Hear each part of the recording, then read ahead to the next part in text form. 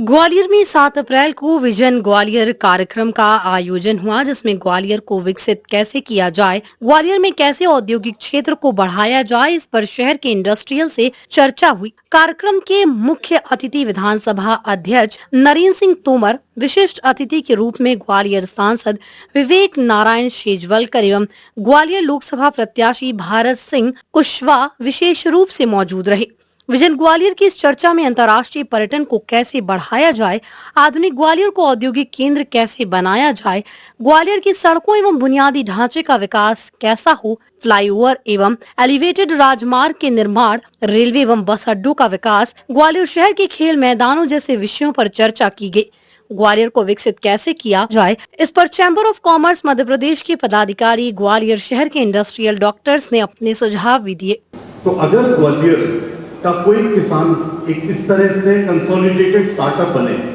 जो उसको सप्लाई करे। वहीं पे मेरे एक मित्र थे अमनदीप सिंह एलोवालिया।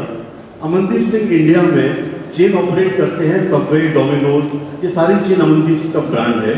तो मैंने अमनदीप को भी कॉल किया और उसी समय एक प्रयास प्रारंभ हुआ कि हमको ग्वालियर की मिर्ची को ग्लोबल लेवल पे ले जाना है और यूएस उसके लिए पूरा करने को तैयार है। इसी तरह की संभावना के बारे में मैं आपको बताना चाहता हूँ ऐसा कि Bill and Melinda Gates foundation जो वर्ल्ड का सबसे बड़ा फाउंडेशन है, वो भाई साहब को तो पूरी तरह पता है, पर भाई साहब बताते नहीं हैं उनकी उपलब्धियाँ, तो इसलिए हम लोगों को उपलब्धियाँ बतानी पड़ती हैं। वो Bill and Melinda Gates foundation बहुत बड़ी सब्सिडी और ग्रांट लेके आया है स्पेसिफिकली ग्वालियर मुरैना क्षेत्र के लिए, और उसके लिए उन्होंने वर्ल्ड के सबसे बड़े consultancy group Boston consultancy group BCG group को अपॉइंट किया है कंसल्टेंसी के लिए, और वो ग्वालियर में पूरे चिलिंग प्लांट का एक नेटवर्क लगा रहे हैं। Madhya Pradesh chamber of commerce and industries 26 मई 1906 को सिंधिया राजवंश द्वारा स्थापित न केवल मध्य प्रदेश का अपितु भारतवर्ष का 100 वर्ष से ज्यादा पुरानी संस्थाओं में शामिल है और मध्य प्रदेश का पहला चैम्बर है, पहला व्यावसायिक संगठन है जो 118 वर्ष की यात्रा में है। और ग्वालियर का व्यापार और उद्योग जगत इस वट वृक्ष की छांव में अपने आप को सुरक्षित महसूस करता है। ये चैम्बर ऑफ कॉमर्स के लिए गर्व की बात है, हम सबके लिए गर्व। विजन ग्वालियर आज परिचर्चा है और विजन ग्वालियर में मंच पर विराजमान मध्य प्रदेश विधानसभा के अध्यक्ष माननीय श्री नरेंद्र सिंह जी तोमर साहब, हमारे सांसद माननीय श्री विवेक नारायण शेजवलकर जी और हमारे होने वाले सांसद माननीय श्री भारत सिंह जी विराजमान हैं।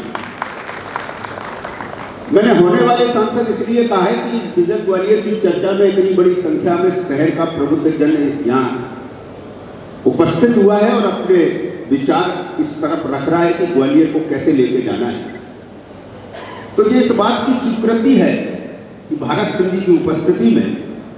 यदि विजन ग्वालियर के नाम पे कोई सुझाव दिए जा रहे हैं और भारत सिंह जी उन्हें नोट कर रहे हैं, तो 3 जून के बाद जब भी लोकसभा लगेगी तो पहली लोकसभा में भारत सिंह जी को क्या प्रेजेंटेशन देना है उसकी तैयारी आज प्रारंभ होगी।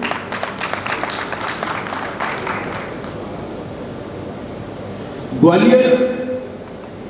यूं तो अगर 1950 तक की बात करें तो ग्वालियर मध्य प्रदेश मध्य भारत का नंबर 1 शहर था और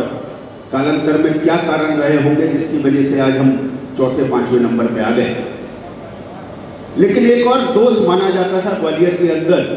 क्योंकि हम सब लोग सनातन संस्कृति को मानने वाले लोग हैं, धर्म को मानने वाले लोग हैं, तो ग्वालियर हमारा शनि प्रधान शहर है और शनि प्रधान शहर होने के कारण जब से सूर्य मंदिर बना तो एक ये दोष माना गया कि शनि प्रधान शहर में यदि सूर्य मंदिर स्थापित हो गया तो एक वास्तु दोष आ गया। और उसके कई परिणाम हमने देखे भी, बहुत अच्छी अच्छी योजनाएं आई। मालनपुर जब 1984 के आसपास बसाया गया, बामोल माधवराव कैलाशवासी माधवराव सिंधिया जी के प्रयासों से बसाया गया, इतने बड़े बड़े उद्योग यहाँ ग्वालियर के अंदर आए, लेकिन उसके बाद बहुत वर्षों से कोई नया उद्योग यहाँ नहीं स्थापित हो पाया। लेकिन मुझे ऐसा लगता है कि आने वाला कल उसके जो चिन्ह है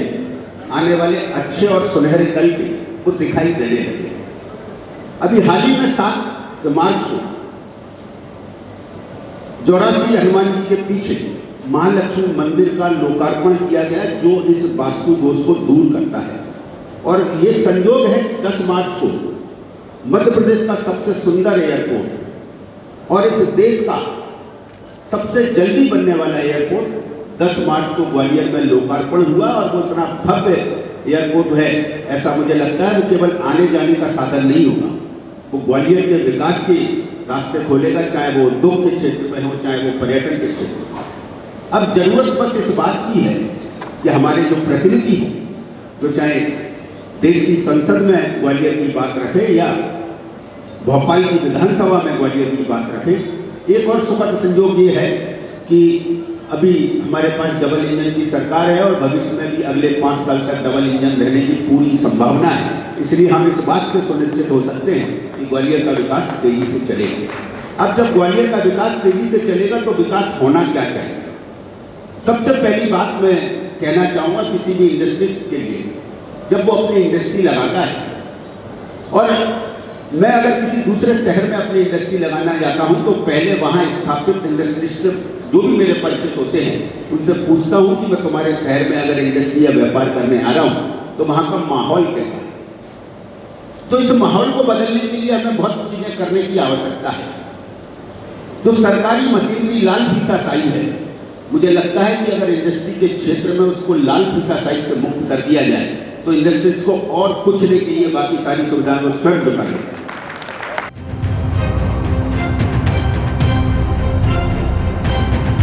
और भी रोचक खबरें देखने के लिए YouTube पर MP टुडे नेटवर्क को सब्सक्राइब करें, खबर को लाइक करें और बेल आइकन दबाना ना भूलें, जिससे आपको रोज नई खबरें देखने को मिलेंगी।